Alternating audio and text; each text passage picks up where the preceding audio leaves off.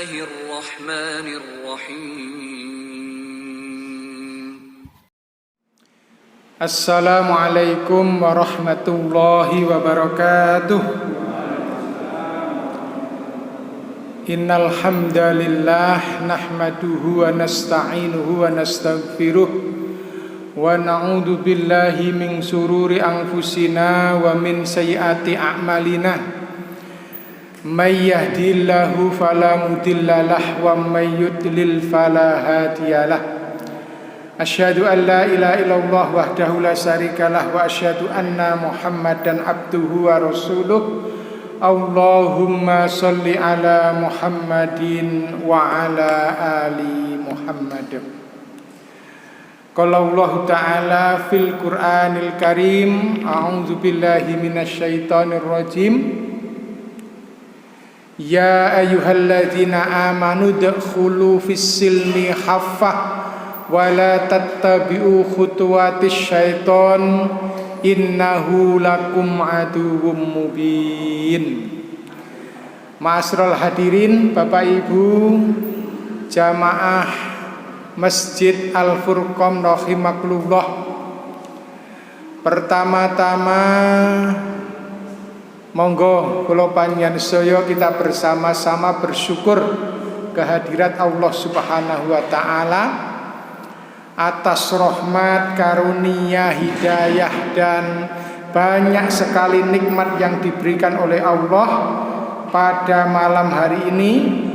Kula panjenengan sedaya kita semuanya bisa bertemu, berkumpul di majelis yang barokah niki. Panjenengan sehat sedaya nggih Bapak Ibu sekalian.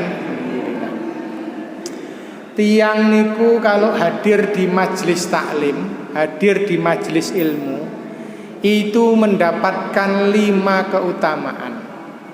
Wonten pinten? 5 keutamaan.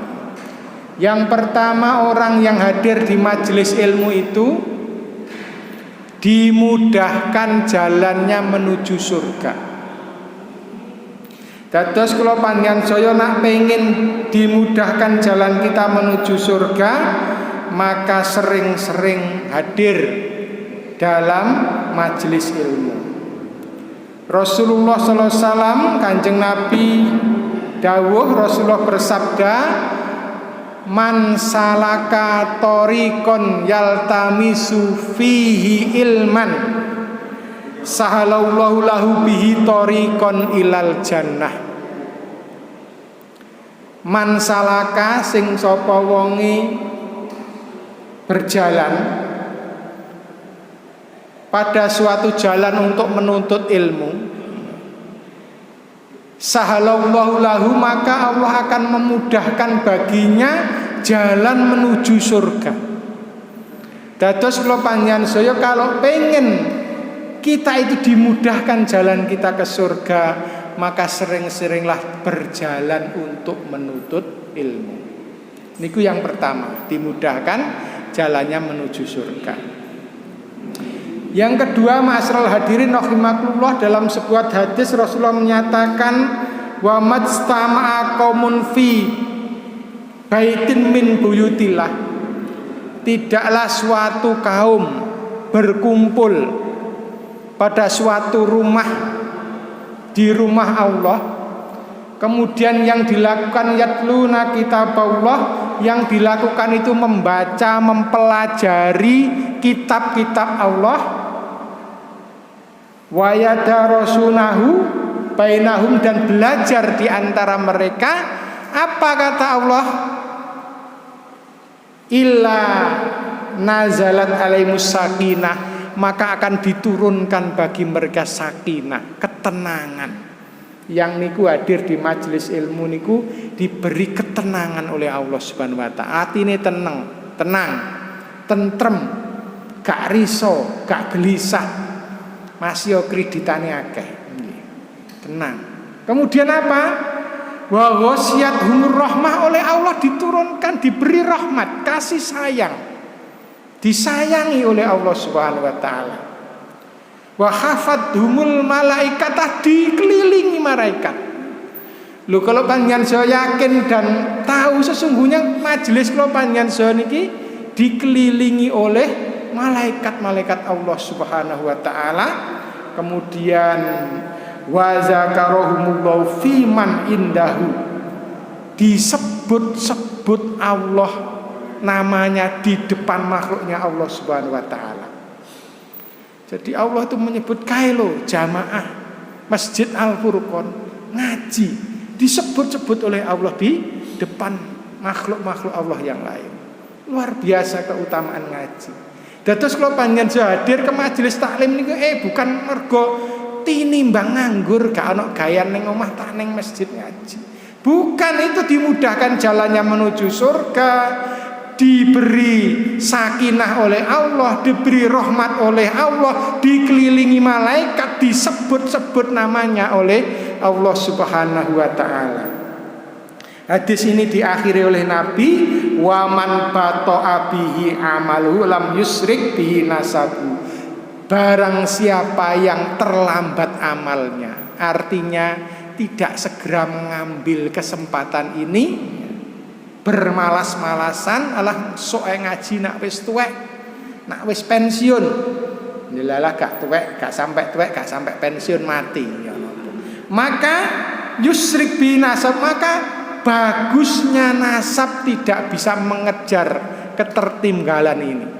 Akai bondo, tingginya derajat, bagusnya nasab tidak bisa mengejar keutamaan menuntut ilmu niki. Monggo Bapak Ibu kula panjenengan semangat untuk menuntut ilmu. Kanjeng Nabi dawuh mayuridillahu khairan yufaqihu fiddin. Sing sapa wonge dikehendaki oleh Allah baik, maka akan difahamkan agama. Carane paham agama iki napa? Hadir di majelis taklim. Bagaimana kita akan paham agama, ngerti perintah, ngerti larangan, ngerti ini halal, ini haram, ini hak, ini batil, kalau tidak pernah hadir di dalam majelis ilmu, tidak pernah belajar agama. Untuk itu Bapak Ibu sekalian, monggo kita kuatkan semangat kita untuk selalu hadir di dalam majelis ilmu, pengausan. Itu pengantar para rawuh. Bapak Ibu sekalian, malam hari ini saya ingin bersama-sama membahas surat Al-Baqarah ayat 208. Panjenengan betul Al-Qur'an apa betul napa, Pak? Napa sing digawa ngaji? Bawa Al-Qur'an napa tulisan nggih? HP boleh, HP sing ana Al-Qur'ane. Lagu-lagu tok. Allah berfirman di dalam surat Al-Baqarah ayat 208. Seperti muqaddimah yang saya baca tadi. Ya ayyuhalladzina amanu dkhulu fis-silmi hafah wa la tattabi'u khutuwatis syaiton innahu lakum aduwwum mubin. Wahai orang-orang yang beriman, wong akeh sing padha iman, udkhulu fis-silmi khafah, masuklah kamu, jadilah kamu orang Islam yang khafah, yang sempurna, yang paripurna, yang sebenar-benarnya, ojo separuh-paruh, ojo sepotong-potong. Ini perintah Allah agar kita masuk Islam, menjadi orang Islam itu Islam yang sempurna, yang kafah, ojo setengah-setengah, ojo magak, jadi orang Islam itu. Dilanjutkan wala tattabi'u khutuwatis syaiton, janganlah kamu mengikuti langkah-langkah, perilaku, sikap hidupnya setan. Innahu lakum aduwwum mubin, sesungguhnya setan itu musuh yang nyata bagi kamu sekalian. Ma'asyiral hadirin Bapak Ibu sekalian, ada 10 ciri orang Islam yang khafah itu. Wonten pinten? Ada 10. Kita bahas 3 saja. Yang pertama, ma'asyiral hadirin Bapak Ibu sekalian, kalau kita kula panjenengan saya pengen Islam kita khafah, maka yang harus kita lakukan yang pertama adalah salimul akidah. Napa? Salimul akidah. Membersihkan akidah dari segala bentuk kesyirikan. Ma'asyiral hadirin Bapak Ibu sekalian, seluruh nabi dan rasul kalau panjenengan tingali dalam Al-Qur'an surat An-Nahl ayat 36 niku perintahnya sama, diperintahkan oleh Allah, diutus oleh Allah untuk apa? Ani'budullaha wajtanibu taghut, sembahlah Allah dan jauhilah taghut. Perintahnya padha. Sembahlah Allah dan jangan mempersekutukan Allah dengan sesuatu apapun. Ini artinya membersihkan akidah kita dari segala bentuk kesyirikan. Maka Bapak Ibu sekalian, pintu pertama yang harus kita lakukan untuk menuju Islam kita khafah niku adalah membersihkan akidah kita, keyakinan kita dari segala bentuk kesyirikan.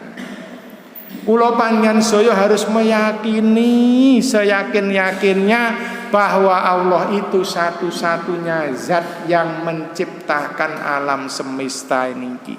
Kabeh alam niki sing nyiptakne Allah, tidak ada lain kecuali Allah Subhanahu wa taala. Yang kedua, kula panjenengan harus meyakini seyakin-yakinnya, sak kuat-kuate dalam hati bahwa Allah lah yang menguasai alam semesta ini, sing menciptakan. Yang kedua, menguasai kabeh alam semesta ini dari kutub utara sampai kutub selatan, dari sebelah barat sampai sebelah timur. Sing nguasai semuanya Allah Subhanahu wa ta'ala. Bahwa urusan keduniaan, ono Amerika Serikat, ono presidene, ono Inggris, ono perdana menterine, ono ratune Indonesia, ono presidene, itu hanya administrasi keduniaan. Tapi semua alam semesta ini yang menguasai Allah Subhanahu wa ta'ala. Konsekuensi dari keyakinan ini kula panjenengan juga oleh meyakini Laut Selatan iki ana sing nguasai yaiku Nyi Loro Kidul. Laut Utara ana sing nguasai yaiku Nyi Blorong. Mari ngono Gunung Kawi ana sing nguasai ya Mbah Gunung Kawi. Gunung Lawu ana sing nguasai Mak Lampir. Kemudian desa-desa ada yang menguasai danyang-danyang, maka tidak boleh. Nun sewu iki rada keras niki ngaji ini, tapi ini harus disampaikan karena ini terkait dengan tauhid. Harus meyakini bahwa alam semesta ini yang menguasai hanyalah Allah Subhanahu wa taala. Yang ketiga, untuk menguatkan akidah kita harus meyakini bahwa Allah lah satu-satunya zat yang memberi rizki. Sing ngekei rizki sapa? Hanya Allah. Dewi Sri bukan. Nyi Loro Kidul dudu. Sing bau reksa bukan. Hanya Allah Subhanahu wa taala satu-satunya zat yang memberikan rizki. Maka tempat kita minta rizki hanya kepada Allah Subhanahu wa ta'ala. Meyakini seyakin-yakinnya bahwa Allah itu satu-satunya zat yang bisa memberikan manfaat dan mudarat. Orang bahagia dan celaka itu tidak akan terjadi tanpa seizin Allah Subhanahu wa ta'ala. Niki kudu diyakini seyakin-yakinnya. Maka ndak boleh boten pareng kalau agar akidah kita itu kuat, Islam kita kafah tuh meyakini nggih. Nah, anu napa jenenge sedekah laut biar tidak terjadi bencana. Eman-eman panganan dibuat nang laut. Kemudian ndak berani punya hajat nang wulan suro bareng Nyi Loro Kidul mantu. Kalau ini dilanggar kena bala. Anak nomor 1 ndak boleh dirapekne nomor 3. Anak lahir Kemis Kliwon gak oleh dirapekne 1 legi. Nak dihitung-hitung jumlahe 50, gak ono 50 nguci loko. Ndak boleh. Kok kita masih ada keyakinan seperti itu? Maka ngapunten, mohon maaf, kita tidak bisa berislam secara kafah. Gantungkan semuanya pada Allah Subhanahu wa taala. Baik buruk celaka bahagia tidak akan terjadi tanpa seizin Allah Subhanahu wa taala. Ngoten nggih, Bapak Ibu sekalian, yang pertama salimul aqidah. Masral hadirin rahimakumullah, biasanya orang itu jatuh pada perbuatan syirik itu ada 3 penyebab. 1, al-jahlu, kebodohan. Karena nggak ngerti agama, tidak tahu agama, menyebabkan jatuh kepada kesyirikan. Dulu kakek nenek moyang kita nun sewu jatuh pada kesyirikan, dinamisme, animisme. Kenapa? Karena tidak kenal agama, tidak kenal syariat, tidak tahu ajaran agama. Maka agar kita semuanya terbebas dari kebodohan agama niki, kudu ngaji biar tidak terjatuh pada kesyirikan. Yang kedua, orang bisa jatuh kesyirikan itu penyebabnya dhaiful iman, imannya lemah. Loro gak waras-waras, wis ditambakne ning kono gak waras, digawa ning rumah sakit kono gak waras, digawa ning dokter spesialis paling spesialis gak waras. Jelalah nek sing ngomong, gawa ning gone ponari akeh sing waras. Akhirnya karena lemahnya iman, kondisi sakit itu ikut-ikutan berobat yang tidak sesuai dengan syariat. Ya ono yaene usaha gak mlaku-mlaku dodol apa wae gak payu. Akhire nek sing ayo tak ajak ngene wong pinter. Dalam tanda kutip ben usahamu lancar laris. Karena lemahnya iman, akhirnya ikut ke paramul market dukun sing ke rumah orang ndak pinter itu. Jadi dhaiful iman, lemahnya iman itu bisa menjadi penyebab berbuat kesyirikan. Yang ketiga, biasanya orang itu mudah jatuh kesyirikan karena taklid buta. Napa? Taklid buta. Napa taklid buta itu? Ikut-ikutan. Mosok wong biyen salah. Mosok wong sakmono kae salah kabeh. Akhirnya ikut-ikutan, sungkan, akhirnya ikut-ikutan berbuat syirik. Maka orang beriman itu tidak taklid, tetapi iktiba, mengikuti dengan mengetahui dalilnya. Wo masih iki sing nglakoni wong akeh, tapi karena ini bertentangan dengan syariat, nun sewu ngapunten, saya tidak melok. Walaupun wong sak desa iki budal bareng sedekah bumi apa jenenge bersih desa ning punden sepurane, aku tidak ikut karena itu bertentangan dengan syariat. Ma'asyiral hadirin rahimakumullah. Di dalam Al-Qur'an itu digambarkan orang-orang jahiliyah itu ketika diajak berpegang kepada apa yang diturunkan Allah dan Rasulnya, mereka menjawab, cukuplah bagi kami apa yang kami dapati dari bapak nenek moyang kami dulu melakukannya. Maka orang beriman itu harus kritis.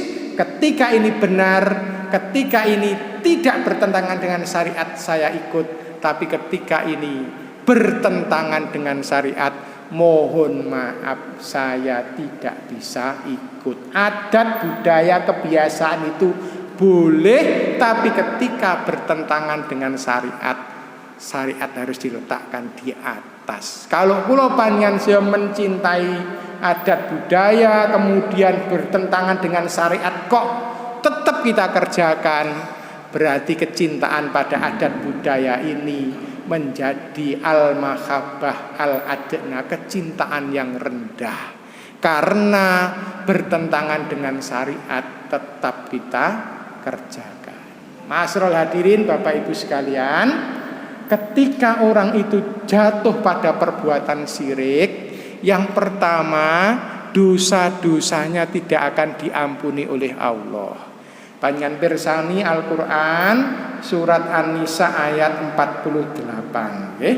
Innallaha la yaghfiru ayyushraka bihi wa yaghfiru ma duna dzalika liman yasha wa may yusyrik billahi faqad iftara isman azima. Sesungguhnya Allah tidak akan mengampuni dosa syirik. Enten orang syirik mempersekutukan Allah sampai mati, dia tetap mempersekutukan Allah, tidak akan diampuni dosanya oleh Allah Subhanahu wa taala. Dan kesyirikan itu merupakan kezaliman, dosa yang sangat besar. Yang kedua, orang syirik itu akan dihapuskan amalannya. Amalan kebaikan yang kita kerjakan itu loh akan terhapus gara-gara berbuat syirik. Panjenengan tingali surat Zumar surat 39 ayat 65. Walaqad, dan sungguh uhiya ilaika, telah diwahyukan kepadamu, wa ilal ladzina min qablika, dan kepada nabi-nabi sebelum kamu. Apa?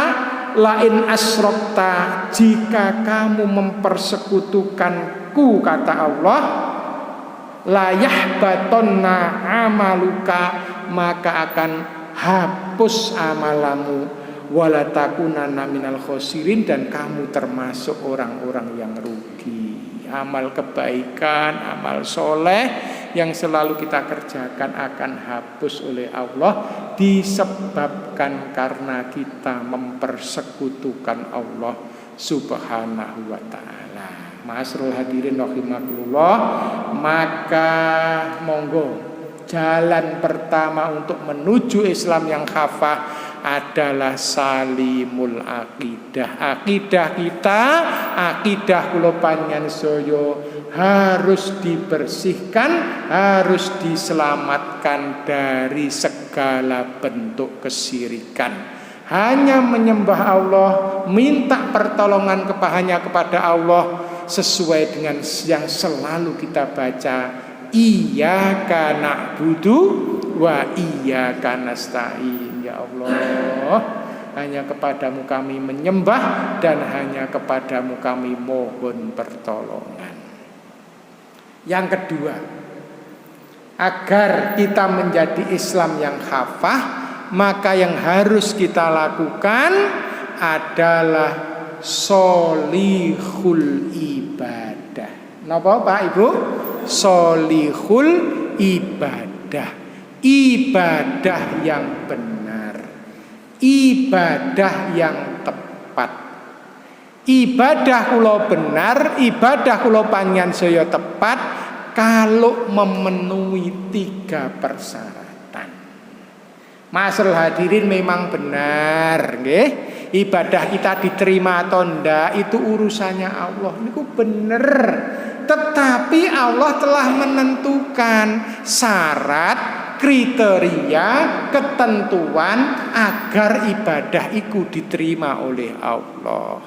Bagaimana mungkin ibadah itu akan diterima oleh Allah sementara syarat ketentuan yang ditentukan Allah itu belum atau tidak dipenuhi. Enten tiyang ngomong, Allah awakmu koyo kemeruh diterima kok gak, kan urusane Gusti Allah. Bener dul. Tapi diterima atau ndak itu Allah telah menentukan syaratnya. Apa syaratnya agar ibadah kita itu soleh? ibadah kita benar dan diterima oleh Allah? Yang pertama, dikerjakan atas dasar iman. Dados Allah itu hanya akan menerima amalannya orang-orang beriman saja.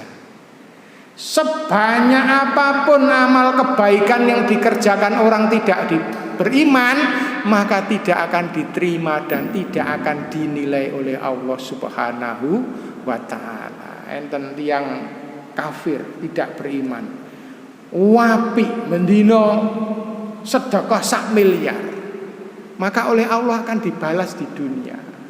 Di dunia mungkin lancar rezekine, bisnisnya lancar, tapi di akhirat tidak akan dinilai oleh Allah Subhanahu wa ta'ala, karena innad dina indallahil Islam. Sesungguhnya agama di sisi Allah itu hanyalah agama Islam. Maka ndak boleh orang yang imannya bener ti ngomong ngeten, walah kabeh agama iki padha ae, dalane tok sing beda, sing kae ning Jakarta liwat pantai utara, sing kae liwat sebelah kono. Tujuannya ya podo, ndak boleh. Agama itu sama bagi pemeluknya masing-masing. Bagi kita orang Islam, yang benar, yang hak hanyalah ad-dinul Islam. Maka Allah hanya akan menerima amal ibadahnya orang-orang yang beriman. Ali Imran ayat 85. Wa may yabtahil ghairal Islam, barang siapa memilih agama, memilih din, memilih jalan hidup selain Islam, fala yuqbala minhu, maka tidak akan diterima daripadanya. Wa huwa fil akhirati minal khosirin, dan di akhirat dia termasuk orang-orang yang rugi. Ma'asrul hadirin rahimakumullah, sehingga iman ini adalah harta yang sangat dan paling berharga bagi kita sekalian. Saelek-elek wong beriman, tetap nanti kalau di dalam hatinya masih ada iman, insya Allah sih bakal mlebu swarga. Dan jadi yang pertama adalah dikerjakan atas dasar landasan beriman kepada Allah Subhanahu wa ta'ala. Yang kedua, ma'asrul hadirin, syarat agar ibadah kula niku diterima, ibadah kita soleh, adalah dikerjakan dengan ikhlas. Apa ikhlas itu? Memurnikan niat karena Allah Subhanahu wa ta'ala. Semuanya dikerjakan karena mengharapkan ridho Allah Subhanahu wa ta'ala, tidak tercampuri urusan dunia sedikit pun. Jadi niatnya hanya untuk Allah, untuk akhirat, tidak tercampuri urusan dunia sedikit pun. Panjenengan poso, niate diet ben sehat, boleh ndak? Tak boleh. Niatkan ikhlas karena Allah, bahwa setelah poso niku sampean jadi langsing, jadi sehat, itu hanya efek keduniaan. Tapi niatnya menjalankan ibadah pada Allah Subhanahu wa ta'ala. Salat malam, niate anake ben lulus ujian, boleh enggak? Enggak boleh.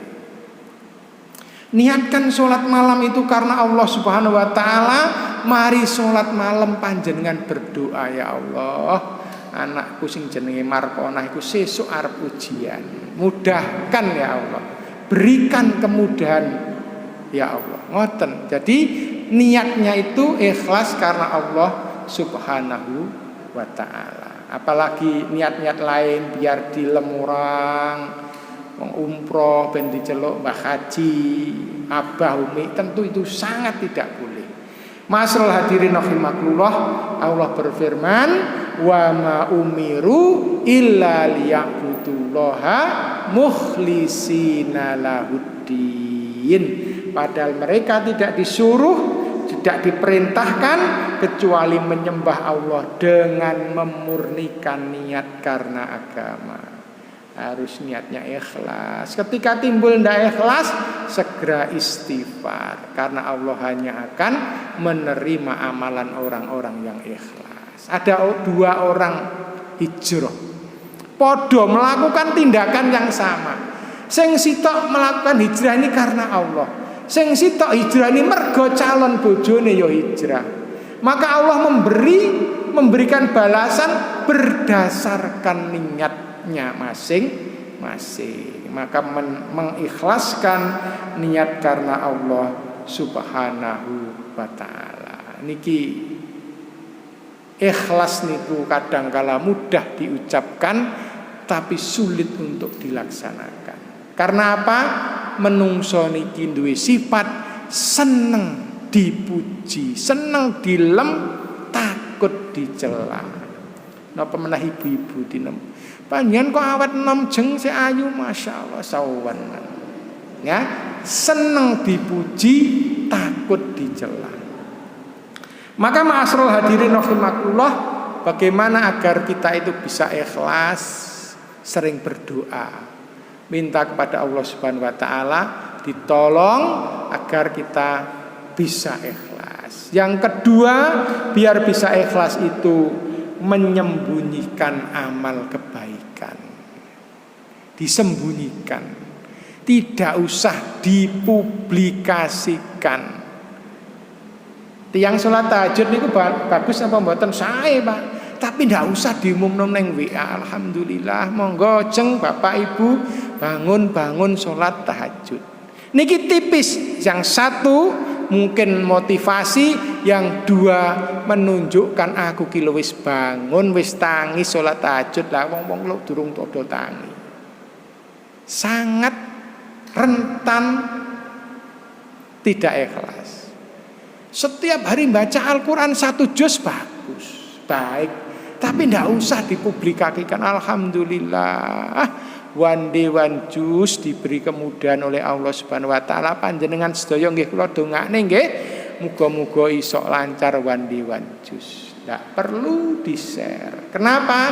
Berpotensi riya. Umroh saya tidak usah dipublikasikan, mulai budal kabeh tanggane dipamiti.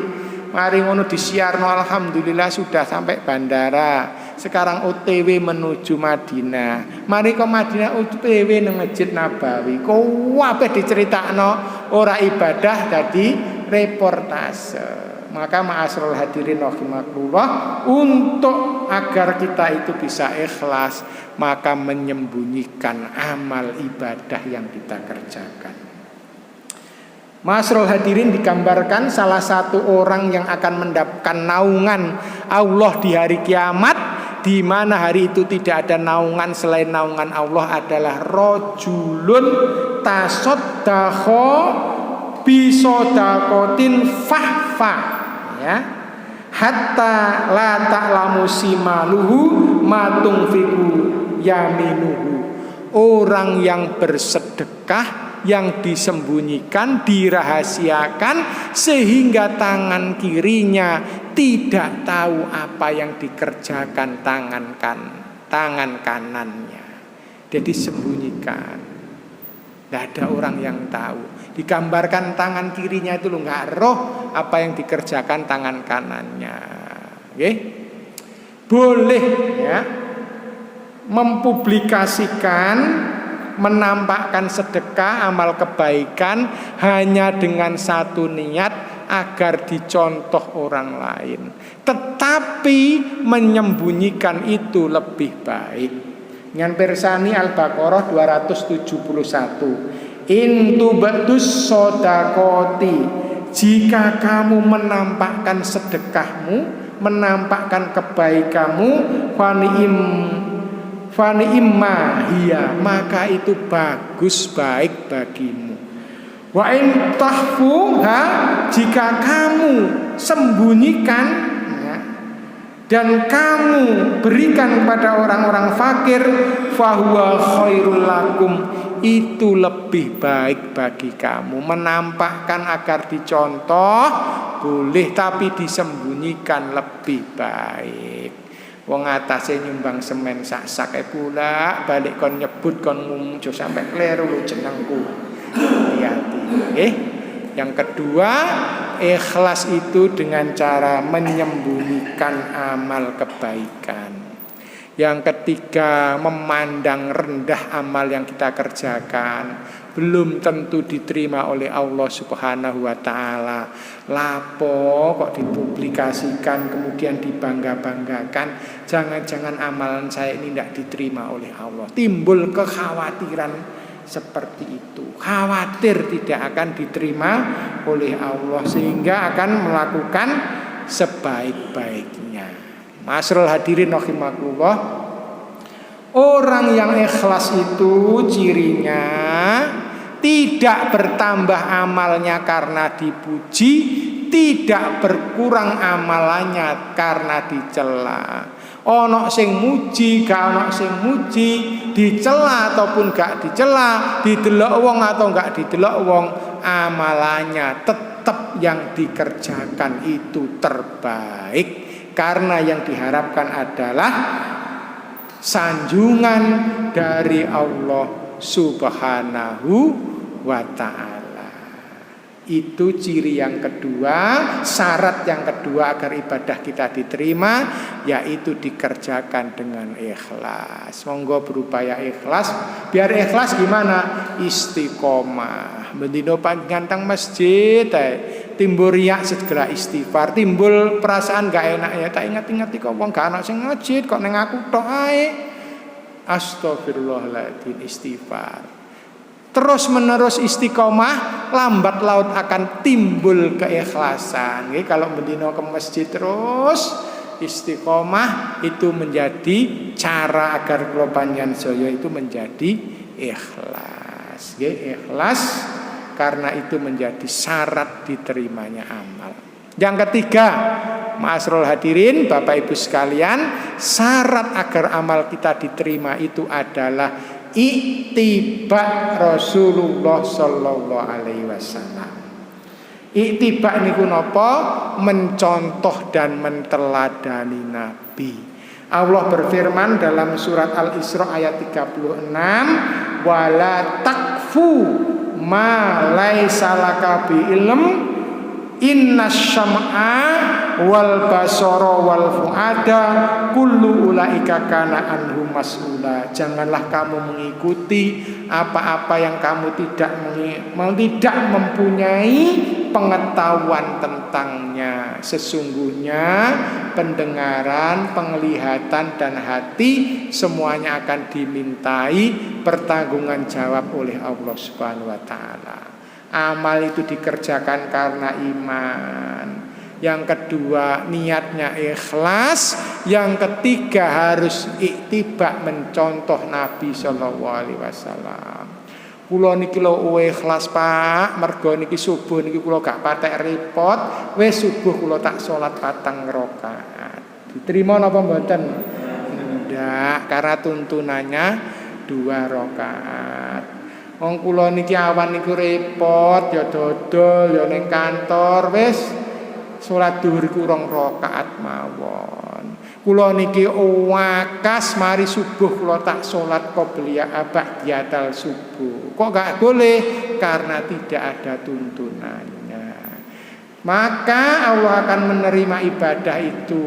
Iktiba mencontoh menteladani Nabi, wudunya mencontoh Nabi, sholatnya mencontoh Nabi.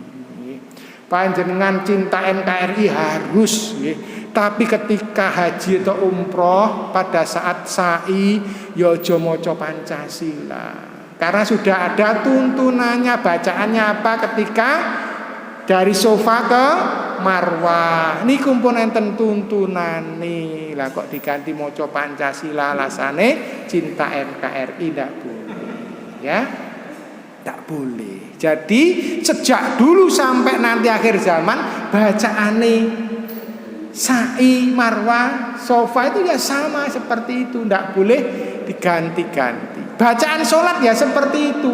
Karena saya itu orang Indonesia Pak, karena menghargai keindonesiaan saya, bahasa Arabnya saya ganti bahasa Indonesia, tidak boleh.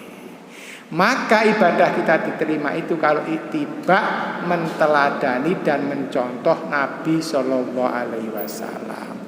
Bagaimana agar kita bisa ngaji, belajar, harus ngaji dan belajar. Oh, carane Nabi wudu itu seperti ini, carane Nabi sholat itu seperti ini, carane haji Nabi itu seperti ini, puasa yang benar diajarkan Nabi itu seperti ini. Jadi harus ittiba, menteladani Nabi Sallallahu Alaihi Wasallam.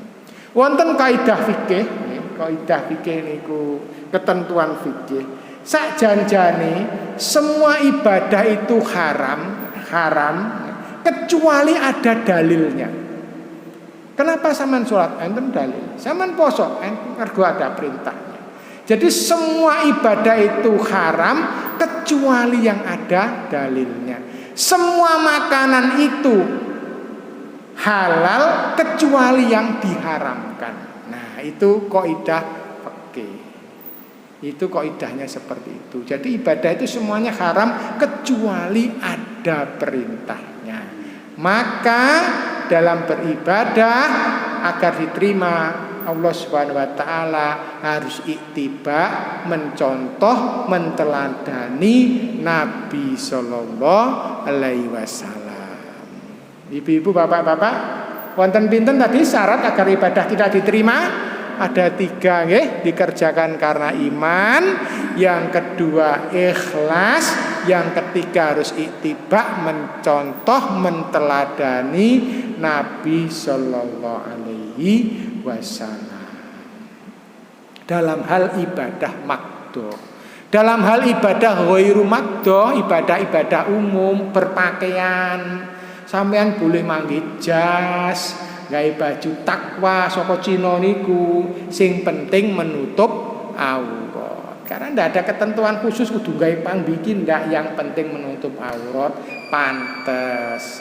Loh, sudah jam 7 belum toh? Oh, sudah isya nih. Oh, jam ini kok gak patek cocok itu ya, ibu-ibu, bapak-bapak sekalian. Itu yang kedua.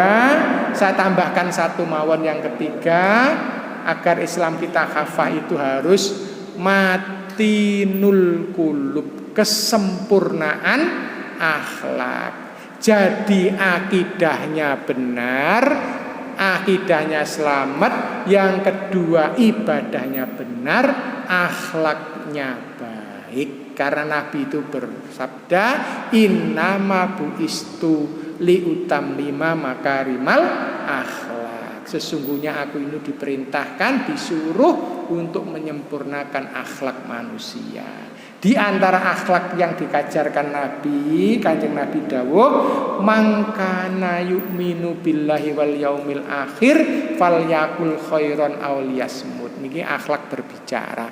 Sing sapa wonge beriman kepada Allah dan hari akhir, hendaklah berkata yang baik atau diam. Ngomong sing apik, gak iso ngomong sing apik luwih becik meneng. Pastikan yang keluar dari lisan kita sesuatu yang benar, mendatangkan pahala, mendatangkan kebaikan. Kata Nabi yang kedua, mangkana yu'minu billahi wal yaumil akhir fal yu'lim jaroh. Barang siapa beriman kepada Allah dan hari akhir, hendaklah memuliakan tetangganya. Karo tanggane sing apik, sing loman duwe apa-apa kekno, biar seneng. Tak pawun iki tiyang loman, tangga insyaallah seneng kabeh. Yang ketiga, mangkana yu'minu billahi wal yaumil akhir fal yu'rim doifah. Barang siapa beriman kepada Allah dan hari akhir, hendaklah memuliakan tamunya. Perintah agama niku memuliakan tamu, bukan mencurigai. Loh, nggawa map iki gek njaluk sumbangan. Muliakan tamu seperti Nabiullah Ibrahim alaihissalam diparani malaikat itu kesusu digolekno daging anak sapi yang gemuk.